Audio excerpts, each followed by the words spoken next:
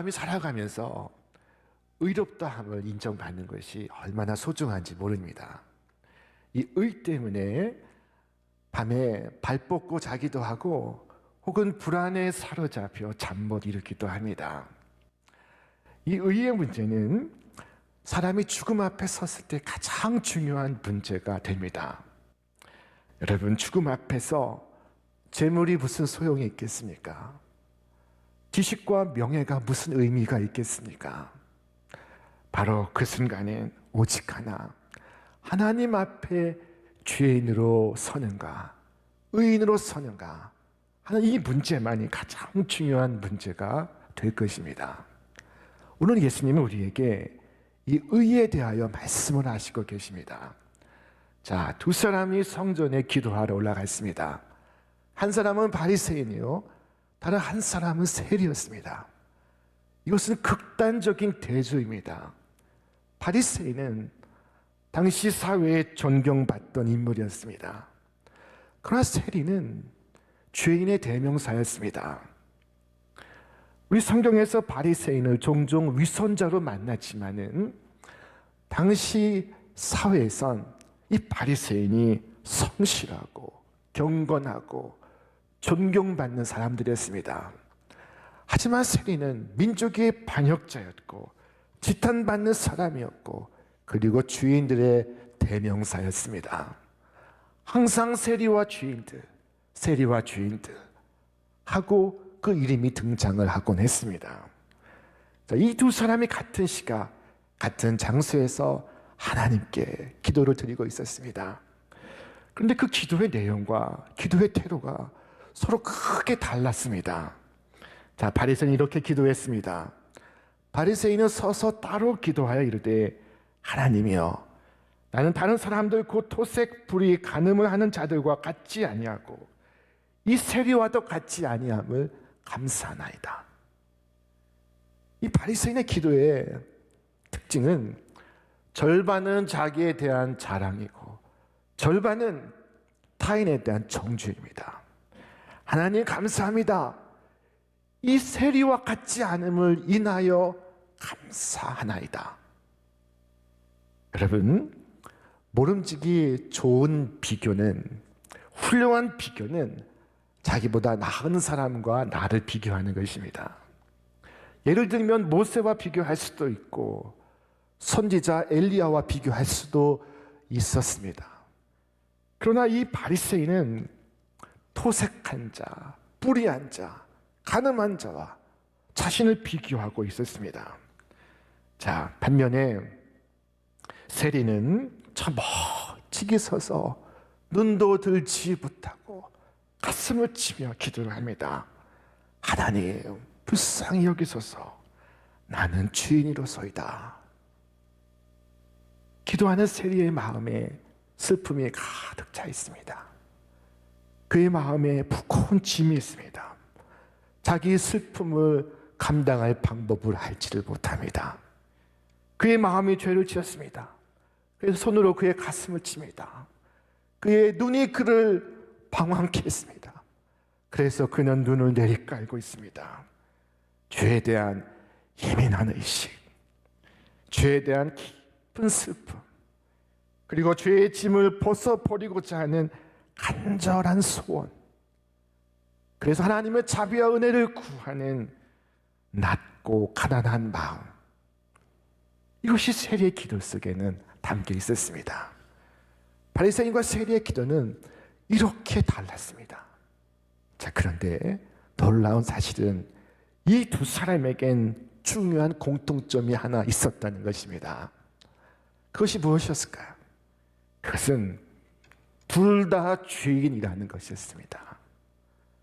여러분, 하나님 앞에서 모두가 죄인입니다. 이것을 기억해야 합니다. 의인은 없습니다. 하나도 없습니다. 이 세상에는 하나님께 용서받은 죄인과 용서받지 못한 죄인만이 존재할 뿐입니다. 이 두 사람에 대해서 주님은 이와 같이 말씀하셨습니다. 우리 함께 읽겠습니다. 내가 너희에게 이르노니 이에 저 바리새인이 아니고 이 사람이 의롭다 하심을 받고 그의 집으로 내려가느니라. 무릇 자기를 높이는 자는 낮아지고 자기를 낮추는 자는 높아지리라 하시니라. 주님은 이 세리를 의롭다고 말씀을 하십니다. 예수님은 바리새인은 저 바리새인이라고 말씀하시고 세리를 이 사람이라고 말씀을 하십니다. 이것은 하나님과의 거리, 곧 구원의 거리를 나타내는 것입니다. 자기의 의를 내세우던 바리새인은 저 멀리 하나님으로부터 멀어져 가고 있고 자신의 죄를 자복하고 자비를 구하는 세리는 하나님께 이만큼 가까이 나와 있습니다. 자, 세리는 마침내 하나님의 은혜로 의롭다 함을 받고 평안히 집으로 내려갑니다. 이것이 바로 기도요. 이것이 바로 예배입니다. 참된 예배는 하나님 앞에서 우리 자신을 생각하게 합니다. 하나님을 우러러보면서 자신을 돌아보고 성찰하게 합니다. 그리고 하나님의 자비와 긍휼을 입게 합니다. 하지만 바리새인은 이 예배에 실패하였습니다. 참된 예배 없이 예배를 마치고 돌아가고 있었습니다. 그럼 바리새인이 이 같은 사실을 깨닫고 있었을까요? 우린 때로 병원에 가서 오랜 시간을 기다렸다가 마침내 의사를 만납니다. 누군가 의사 선생님에게 말합니다. 선생님, 저는 저 복도에 있는 사람들과 같지 않습니다. 저는 제 나이에 누구보다 더 건강하고 튼튼하고 피부가 좋고 혈색이 좋습니다. 라고 말한다면 의사 선생님은 그에게 뭐라고 말할까요? 여기 왜 오셨습니까? 돌아가십시오. 여러분, 바리새인이 은혜의 하나님 앞에 나와 자기를 자랑하고 있습니다. 자신의 의를 내세우고 있습니다. 그리고 주님께로부터 아무런 은혜도 받지 못하고 돌아가고 있습니다. 예수님께서 말씀하셨습니다. 건강한 자에게는 의사가 쓸데없고 병든 자에게라야 쓸데있나니 내가 의인을 부르러 온 것이 아니요 죄인을 불러 회개시키러 왔노라. 우리는 너무 자주 의인이 됩니다. 너무 쉽게 저 사람보다 내가 낫다고 생각을 합니다. 저 사람보다 내가 더 의롭다고 주장을 하고 싶어 합니다. 그러나 우리가 스스로 선하다고 생각할지라도 단지 나의 잣대로만 선할 뿐입니다. 이러한 자기 판단에 대해서 사도 바울은 일찍이 말했습니다. 우리는 자기를 내세우는 사람들과 같은 부류가 되려고 하거나 그들과 견주어 보려고 하지 않습니다. 그러나 그들은 자기를 척도로 하여 자기를 재고 자기를 기준으로 하여 자기를 견주어 보고 있으니 어리석기 짝이 없습니다. 바리새인은 어리석기 짝이 없었습니다. 자기의 척도로 자기와 남을 재고 그리고 자기를 자랑합니다. 자, 오늘 본문 말씀을 대할 때마다 궁금한 것이 하나 있습니다. 바리새인이 이처럼 경멸의 언어로 저 세리를 바라보고 기도할 때 세리는 그의 기도를 듣고 있었을까? 여러분, 세리는 바리새인의 기도를 듣고 있었을까요? 자, 우리의 호기심과 달리 바리새인이 뭐라고 하든 세리는 바리새인을 쳐다보지 않습니다. 바리새인을 언급하지 않습니다. 주님, 저도 저 바리새인과 같은 집안에서 태어났으면 세리의 직업을 갖지 않았을 것입니다. 상황이 저를 만들었습니다. 시대가 저를 만들었습니다. 라고 할 수도 있었을 것입니다. 자, 그러나 세리는 그와 같이 말하지 않았습니다. 바리새인이 어떠하든지 누가 진실을 고하든지 상관없었습니다. 세리는 오직 하나님 앞에서 자기를 돌아보고 자기의 진실을 말하고 있을 뿐입니다. 세리는 깊은 슬픔에 잠겨 있었습니다. 그의 눈과 그의 가슴과 그의 입술이 자신이 죄인임을 고백하고 있었습니다. 그의 기도에는 눈물이 섞여 있었습니다. 자, 여기에서 세리는 하나님의 긍휼하심을 의지하고 있었지 양심의 가책을 의지하는 것이 아니라는 사실을 우리가 반드시 기억해야 합니다. 여러분, 나의 행한 공로를 통해서 구원받을 수 없는 것과 같이 나의 이 죄의식을 통해서도 구원받을 수 없습니다. 예수님을 돈을 받고 팔아 넘긴 가룟 유다, 그 역시 죄의식을 갖고 있었습니다. 그가 고통스러워했습니다. 마음 아파했습니다. 후회했습니다. 그러나 그로써 구원받는 것이 아닙니다. 나의 공로에도 나의 양심의 가책에도 구원의 효력이 없습니다. 자, 그렇다면 구원은 어디에 있습니까? 주께서 말씀하십니다. 내 믿음이 너를 구원하느니라. 복음은 우리로 주 예수 그리스도를 믿으라고 말씀합니다. 복음은 자신의 공로로부터, 자신의 양심의 가책으로부터 나와서 오직 구주 예수를 의지하라고 말씀합니다. 예수 그리스도의 의를 입으라고 말씀을 합니다. 주 예수를 믿으라. 그리하면 너와 네 집이 구원을 얻으리라. 여러분, 믿음으로써 내 구주 되신 주님께 나오시기를 바랍니다. 믿음이 없는 죄의식은 우리를 하나님께로부터 점점 멀어지게 합니다. 가룟 유다, 그는 죄의식으로 인해서 돌이킬 수 없이 멀어져 갔습니다. 자, 그러나 믿음을 겸비한 죄의식은 우리를 주님께로 더 가까이 인도합니다. 하나님이여, 불쌍히 여겨 주옵소서. 나는 죄인으로소이다. 자리가 기도할 때 그의 이 기도에는 그의 믿음이 담겨 있었습니다. 그의 믿음이 표현되고 있었습니다. 여러분, 믿음이 무엇입니까? 믿음은 왕의 선물을 받기 위해서 내 누추한 손을 내미는 것입니다. 세리가 누추한 손을 주님께 내밀고 있습니다. 더럽고 그리고 자격이 없는 손을 펴서 내 구주 되신 주님께로부터 구원을 선물로 받고 있습니다. 은혜를 선물로 받고 있습니다.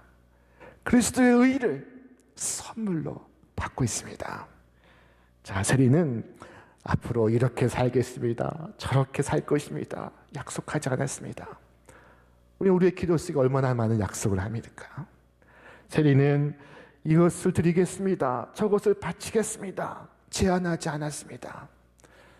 단지 하나님이시여, 불쌍히 여기소서. 나는 죄인이로소이다. 세리의 이 정직한 기도는 하나님께 신속히 다가갔습니다. 빠른 속도로 하늘에 도착을 했습니다. 그의 기도가 은혜로우신 우리 구주 하나님을 얼마나 기쁘시게 하였던지 주님은 그의 기도를 들으시고 그리고 그 모습을 이렇게 설명을 하십니다. 글쎄 말이야, 세리가 저 멀리 서서 눈도 들지 못하고 하늘로 쳐다보지 못하고 가슴을 치면서 이렇게 기도하더라. 자, 주님께서 세리가 어떻게 기도했는지 당신의 언어로 사람들에게 말씀을 하시고 계십니다. 자, 그리고 말씀하십니다. 우리 다 같이 다시 한번 읽어보겠습니다. 내가 너희에게 이르노니 이에 저 바리새인이 아니고 이 사람이 의롭다 하심을 받고 그의 집으로 내려갔느니라. 무릇 자기를 높이는 자는 낮아지고 자기를 낮추는 자는 높아지리라 하시니라. 아멘. 놀랍게도 의롭다 하심을 받고 집으로 돌아간 자는 바리새인이 아니요 세리였습니다. 하나님 불쌍히 여겨 주옵소서. 울부짖던 사람이 하나님으로부터 의롭다 인정함을 받습니다. 그가 무거운 마음 갖고 성전에 올라갔으나 내려가는 발걸음이 깃털처럼 가볍습니다. 그가 주님의 극률하심을 입어서 마침내 무거운 짐을 벗어 버렸습니다. 조금 전까지는 깊은 한숨을 내쉬던 그가 이제 기쁨의 웃음을 찾았습니다. 자, 그의 아내가 가장 먼저 그의 변화를 알았을 것입니다. 그의 아들과 그의 딸이 그 사실을 알아보기 시작했습니다. 그리고 마침내 친구들과 동료들까지 그가 변했다는 사실을 눈치를 챘습니다. 여러분, 이것이 바로 예배에 성공한 사람의 모습인 것입니다. 우리도 예배를 마치고 그리고 이런 모습으로 내려갈 수 있기를 바랍니다. 우리의 경제적, 정치적 형편과 상황과 관계없이 오늘 이날은 우리에게 행복한 주일이 될 것입니다. 자, 우리는 오늘 예수님의 이 말씀이 누구를 향하고 있는가에 주목해야 합니다. 오늘 말씀은 이렇게 시작되고 있었습니다. 자기를 의롭다고 믿고 다른 사람을 멸시하는 자들에게 이 비유로 말씀하시되, 여러분, 자기를 의롭다고 믿고 남을 멸시하는 자들, 그들을 향해 주께서 하신 말씀인 것입니다. 이와 같은 사람이 누구입니까? 자기 의롭다고 믿는 사람들, 그들이 누구입니까? 자, 바로 저입니다.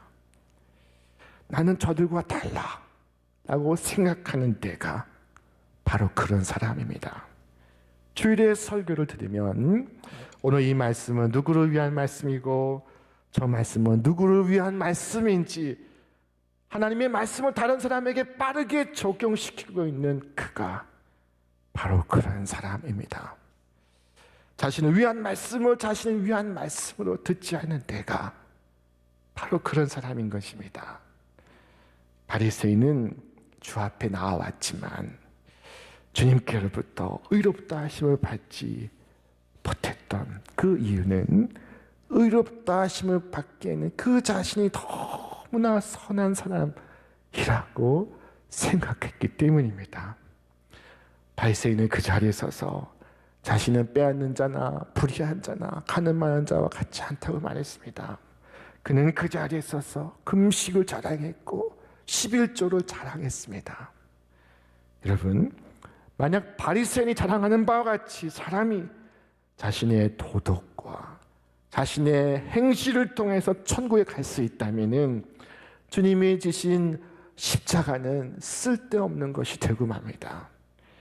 만약 하나님께서 이런 바리새인 같은 자들을 의롭다고 하신다면 하나님은 천국 가는 길을 두 길로 만드셔야 합니다. 하나는 나의 의로 가는 길과 또 하나는 그리스도의 의를 힘입어 가는 길. 그러나 성경은 구원의 길은 오직 하나라고 말씀합니다. 주 예수 그리스도께서 친히 그 자신을 가리켜 내가 바로 그 길이라고 말씀하십니다.